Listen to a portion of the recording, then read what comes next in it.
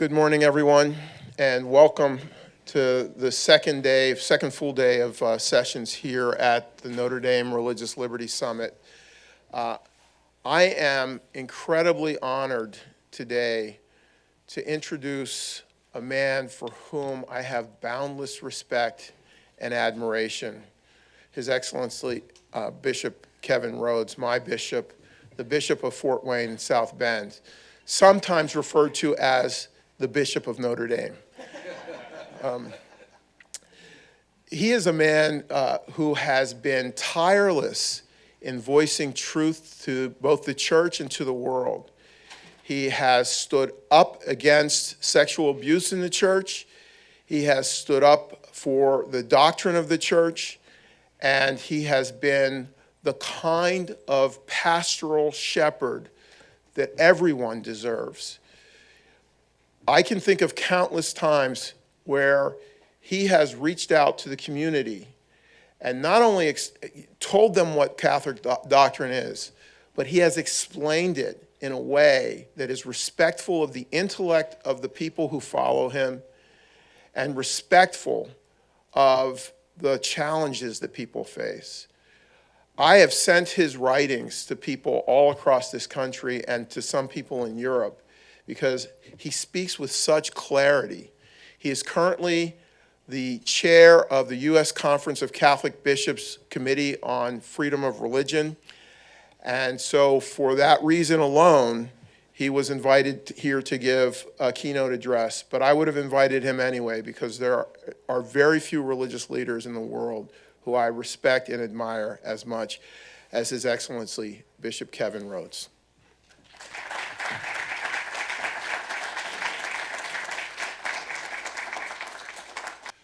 Wow, I'm tremendously humbled by those words, Marcus. Thank you. And you are certainly a gift to the University of Notre Dame and our diocese and beyond. This conference has been great. I want to thank all of you for being here, but also those who I learned so much from yesterday. Thank you. This has been a wonderful educational experience for me, but also just even socially, being with some of you from such different backgrounds, different faith traditions, et cetera, really has been a blessing. But it's really humbling for me because many of you here are scholars, teachers, legal experts, and I'm not. But you're serving what is so important to us as believers. My reflections are meant to offer some guideposts. My basic argument is this. As we seek to depolarize religious liberty, the search for truth should be our reference point. Now, I'll be focusing on the polarization of religious liberty in the United States. I really appreciated yesterday the international perspective and was really edified by different things. And I'm just going to be focusing on the U.S. I think those who are from other countries, also this could be interesting to see what we're facing here in the United States. When Pope Benedict XVI addressed the Bundestag in Berlin, he said this: "Politics must be a striving for justice, and hence it has to establish the fundamental preconditions for peace." And he goes on, "How do we recognize what is right? That is just. In history, systems of law have almost always been based on religion. Decisions regarding what was to be lawful among men were taken with reference to the divinity. Unlike other great religions, Christianity has never proposed a revealed law to the state and to society. That is to say, a juridical order derived from revelation. Instead, it has pointed to nature and reason as the true sources of law, and to the harmony of objective and subjective reason, which naturally presupposes that both spheres are rooted in the creative reason of God." End quote. My proposal then is that debates about religious liberty become polarized to the extent that our political discourse is a post-truth politics. In my work with the Committee for Religious Liberty, we regularly reflect on the problem of polarization and religious freedom in our country. Just as we are doing at this conference, we want to show that religious freedom is for all. 3 years ago, my predecessor spoke here about correcting a narrative that religious liberty is a right-wing cause. It is not. Yet it is certainly a challenge to show that we are not simply using religious freedom as a proxy for other issues. Religious liberty itself should not be polarizing. Indeed, Americans seem to be in agreement that religious freedom is important. According to both the Becket Fund's Religious Freedom Index and a recent Pew report, a majority of Americans think religion is good for public life. The idea that people should be free to practice their religion seems to be thoroughly ingrained in the American imagination. So what's the problem? It seems to me that many of our disagreements have to do with where the limits on religious liberty ought to be. Most people will say that religious freedom matters. And most people have long recognized that religious liberty comes with limits and conditions. For example, in his book, Our Dear-Bought Liberty, Michael Breidenbach describes how in early America, civic loyalty was a prerequisite to constitutional religious liberty protections. And so Maryland Catholics were able to support the American idea of religious freedom because their theology did not view the Pope's authority as touching the duties of Catholics to their own civil authorities. These types of concerns are part and parcel of the discourse surrounding the right to religious liberty. It is not an unconditional right. In a similar vein, the Church's Declaration on Religious Liberty, Dignitatis Humanae, qualifies the right to religious liberty with variations of the phrase, provided just public order is observed. One cannot claim a religious liberty right to commit an injustice or to cause harm to the common welfare. Dignitatis Humanae also envisions religious freedom as a right that corresponds to an obligation. And thus it implies that religious freedom is not simply a trump card that someone can pull out to protect any activity. In that sense, there is a kind of limit to religious freedom based on what the right is for. Many people who wish to unduly restrict religious liberty seem to understand themselves as simply putting reasonable restrictions on religious practice. Yes, some say, you have a right to refuse participation in the provision of contraceptives, but when you enter the secular sphere of the marketplace, you cannot impose your religious ideas on others. Sure, you can serve people in need on the border, but you cannot help to perpetuate a system that erodes our national sovereignty. You are free to bake any cake you want, but refusing to serve same-sex couples harms the dignity of those who are seeking your services. This seems to be where disputes about religious liberty live. They are about religious liberty, to be sure, but they are about limits and conditions. It's important to keep this in mind so that we can be honest about the challenges we face.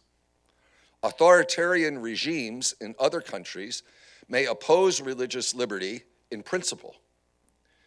In this country, where the idea of religious liberty is popular, the concerns are more subtle. Pope Francis refers to it as polite persecution. Secondly, our disputes concern human dignity. Indeed, in the Catholic tradition, the right to religious liberty is based on human dignity.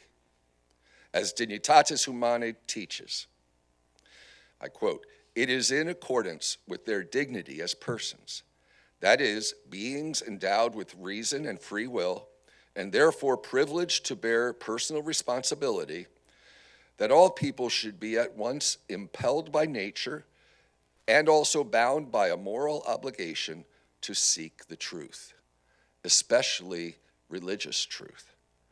However, Men cannot discharge these obligations in a manner in keeping with their own nature unless they enjoy immunity from external coercion, as well as psychological freedom.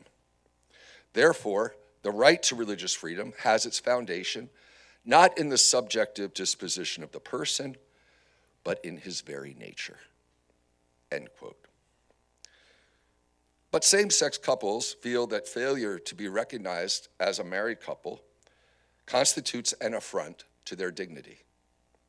Failure to be recognized as the gender one asserts oneself to have is perceived as an affront to dignity. At the same time, being forced to speak untruthfully is also an affront to human dignity. The person who acts against his or her conscience also experiences a dignitary harm. So while SOGI activists have appealed to the concept of dignitary harm, it is not obvious that such an appeal should always work in their favor.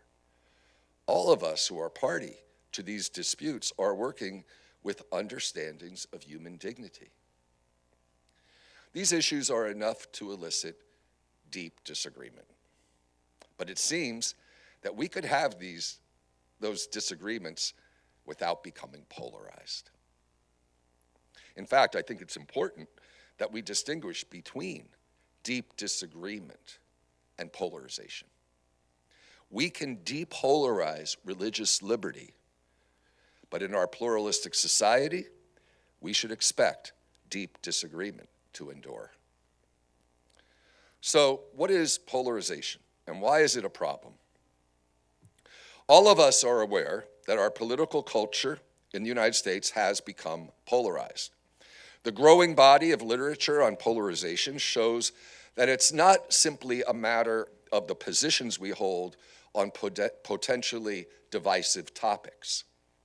Americans are separated by culture as much as by politics. For many of us, we can construct a whole narrative about a person if her social media profile picture includes a large family and an American flag. Most congressional districts are considered landslide districts because they are dominated by a single party. Many Americans not only have different beliefs, but they choose to live and work in places and institutions where they will be surrounded by people just like them. In a polarized America, we don't just disagree about matters of public policy. We live different kinds of lives. And very often we do not encounter the other Americans in any other place but social media. We're not divided only or even primarily by our political differences. We have sorted ourselves into warring tribes. The term polarization indicates something more than deep disagreement. As my brother Bishop Daniel Flores pointed out at a conference here at Notre Dame in 2015, the term is borrowed from the natural sciences to refer to something like natural repulsion, as in the case with magnetic polar behavior. That is, we're talking about the fact that we tend to define ourselves in opposition to the other tribe. This dynamic means that sometimes the issues themselves don't matter so much as who stands to benefit or suffer. For example, consider an analysis of the case of Tanzan versus Tanvir, which involved a Muslim man who said he was placed on the no-fly list for refusing to be an informant for the FBI. The Supreme Court considered whether the plaintiff could sue the federal officials responsible for what happened to him. A columnist for a liberal magazine, though, was concerned that this Muslim man would win his case because Christians would also benefit from it. The columnist thought it obvious that the Muslims should win, but he still found it to be a difficult case because of what it would mean for Christians. In other words, the principle of religious freedom for all is not what matters. Rather, there should be just one set of rules for my friends and another for my enemies. Now, these kinds of examples could be multiplied. We all see them. But we need to go a little deeper to continue to consider why this is such a problem. Why is polarization a problem? Deep disagreement is a problem for civic peace. It can lead to a kind of discord in which bonds of charity are stretched. But polarization is different. It goes beyond disagreement. Deep disagreement means that different persons and communities have different understandings of the good. It means that we are rejecting certain claims. With polarization, we are rejecting persons. Polarization means that politics is a matter of friends and enemies rather than the search for the true and the good. Polarization is not some impersonal phenomenon that just happens. People become polarized. When I am polarized, I take the side of my tribe, regardless of the truthfulness of its claims. I seek to hurt the other side, regardless of the truthfulness of their claim. How does this work in real life? Consider the situation at the border. Some organizations that are otherwise friendly to religious liberty have sought to restrict the ability of Catholic organizations to serve immigrants, using spurious claims and exaggerated rhetoric to inflame the emotions of their political tribe. Would shutting down a ministry help secure the border? Are ministries really bringing people across the border? Does it even matter? To suggest the truth matters here almost seems quaint. If we simply had deep disagreement, we could have an argument over this difficult issue. The argument might be contentious, but there could at least be some truths that everyone acknowledges. Not so when we are polarized. When we are polarized, the only thing that matters is getting the best of our enemies. In this sense, then, rather than a domain in which we seek the truth, even in an agonistic way, politics is an arena in which power and will are the only things that matter. Thus, polarization names a post-truth politics, a politics of will to power rather than reason seeking the common good. Religion can get drawn into this kind of politics. People of faith may see a political faction as being more apt to advance issues of importance to their religion. To some extent, this makes sense when we decide whom we vote for. To exercise faithful citizenship, we have to make hard decisions about who we want to hold particular offices. But again, polarization is different. If I'm a Catholic who has become polarized, I see the other side as an enemy, even if that other side makes points that resonate with my faith. And when my political friends put forward claims that are inimical to my faith, I cheer my political friends. For the polarized person, the victory of my faction over the enemy is all that matters. The polarized person of faith may even begin to attach the symbols and language of his religion to a political party. When I become polarized, the transcendent horizon that faith ought to present to my vision is eclipsed by the idol of polarized politics. In short, depolarization does not mean the end of deep disagreements. If we are to depolarize, we must see politics as a space in which we seek the truth of what is good for the political community to which we belong. It does not mean a kind of pragmatism in which we abandon our claims to truth.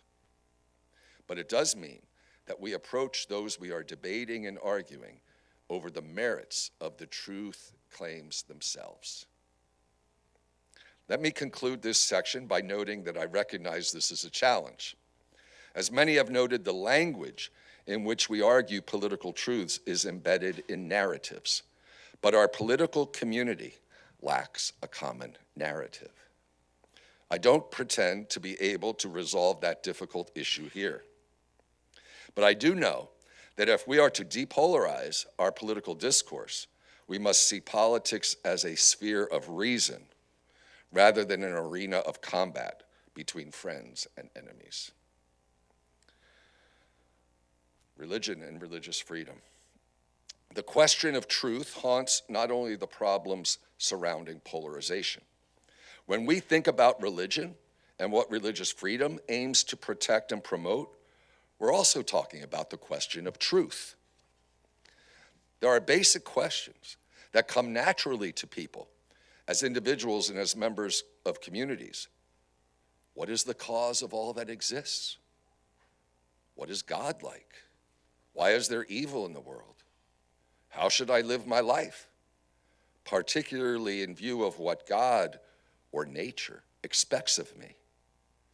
Even the person who rejects religion is acting as a religious person when he lives as if there were no God. The questions are generally unavoidable. According to Dignitatis Humanae, all persons have not only a right, but indeed an obligation to seek out the truth in religious matters. As Pope John Paul II famously put it, every generation of Americans needs to know that freedom consists not in doing what we like, but in having the right to do what we ought. In other words, religious freedom is not a pretext for the individual to engage in any activity he or she wishes.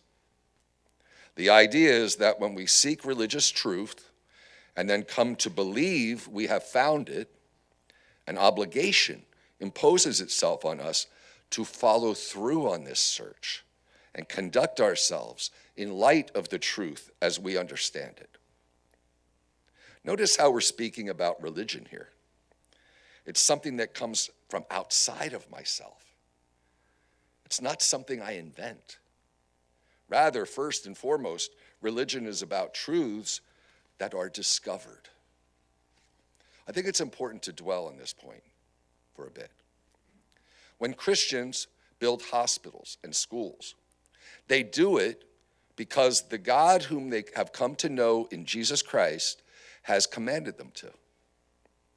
We can say similar things of followers of other faith traditions. When Muslims, Jews, and other people of faith carry out their faith traditions, they do so out of obedience to what they understand to be required of them by their religion, which they regard as true. Religion is fundamentally a matter of truths that make certain claims on our lives, claims that are more important than the claims of any earthly government. If religion, in all its permutations, involves truth that is discovered, not made, then religious freedom is a matter of allowing people room to seek and find it. In a post-truth political culture, though, that space shrinks. Or alternatively, the enterprise of seeking truth is regarded as a fool's errand. If truth is at the center of our considerations, we will accept that even if we depolarize religious liberty, we will still have deep disagreements. While we Catholics who seek to defend religious liberty might work to ensure that all people, including those who identify as LGBT, do not face unjust discrimination, we cannot be expected to affirm ideas about marriage and sex that we understand to be untrue. Perhaps we can have that discussion on the basis of human dignity and what dignity entails. However we proceed, depolarization in the sense of refusing to see political adversaries as enemies does not necessarily entail the end of deep disagreement. At a minimum, depolarization should entail the end of using power to coerce people of faith into participating in actions that they understand to be fundamentally unjust and violations of human dignity. And if we depolarize, can we resolve these disagreements? I must confess that I don't see how it's possible without a common reference point, without a common understanding of fundamental truths. A Christian understanding of where truth is found, that is, outside ourselves, starkly contrasts with the modern impulse to view truth as a matter of personal invention. This impulse is partially the product of centuries of bad philosophy and will take generations, at least, to unseat. Yet, the lack of that common understanding should not prevent us from doing our best to testify to the truth with love and respect. This is what we mean by civility. Let me close by reflecting on the work of the USCCB. The Church works for the legal protection of all human life, because we know from both reason and faith that all persons, including the unborn, are human persons with infinite dignity.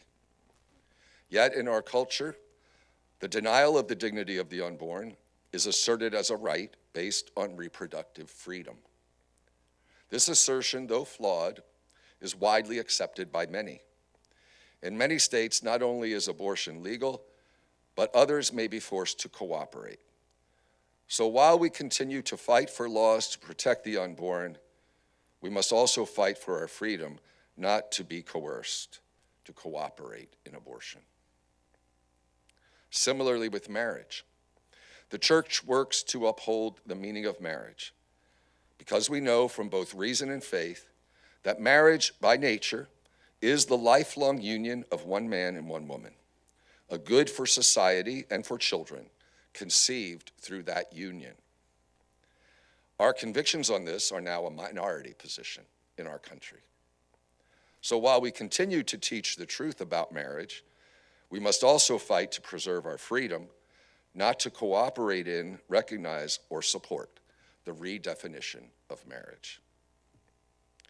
I think we've tried to depolarize religious liberty by refusing to be polarized ourselves.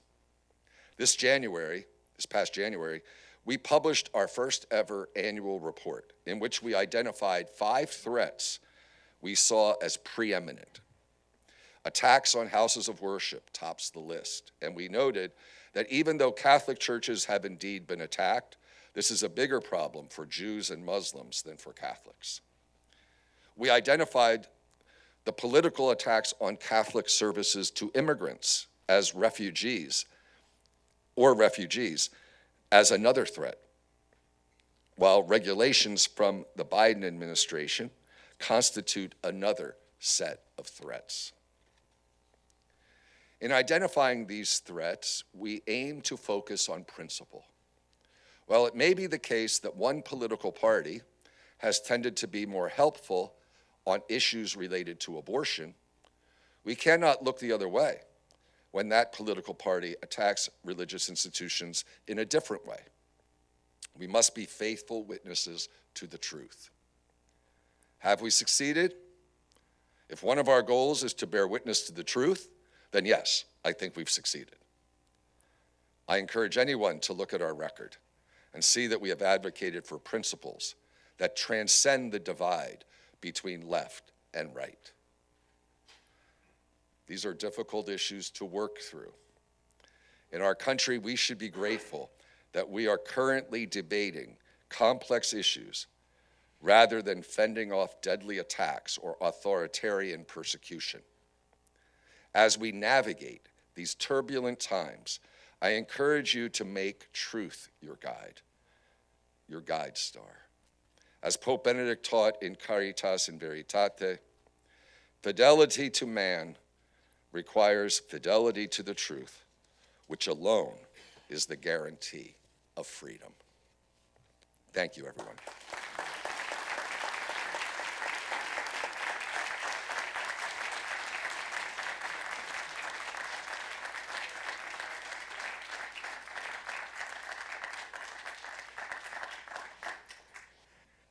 So His Excellency has agreed to take questions if there are any questions from the audience, and there are microphones in the aisles.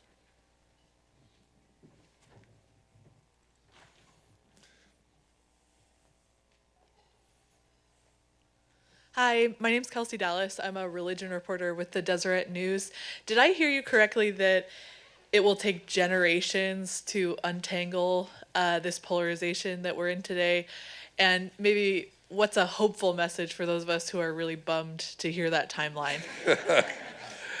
Well, I think you did hear me correctly. I really was talking more about the philosophical foundations here, and basically the relativism, et cetera, I think has become so ingrained. I mean, there could always be some kind of special, I don't know, conversion, or illumination of some sort. But I think that this has not just happened overnight. This has been decades, both the individualism, the subjectivism, the relativism.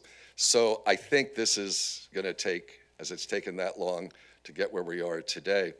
I mean, let me give you an example. I mean, gender ideology just didn't happen in the past few years or the past decade. This anthropological view has been through decades, of development. So I think it's going to take that long to reverse it. Yeah. Hi, Eric Treen from Catholic University of America. I'm just wondering if you'd consider turning your wonderful speech into an article, because I think the country would benefit from hearing this. Thank you. I'll work on that. Thank you.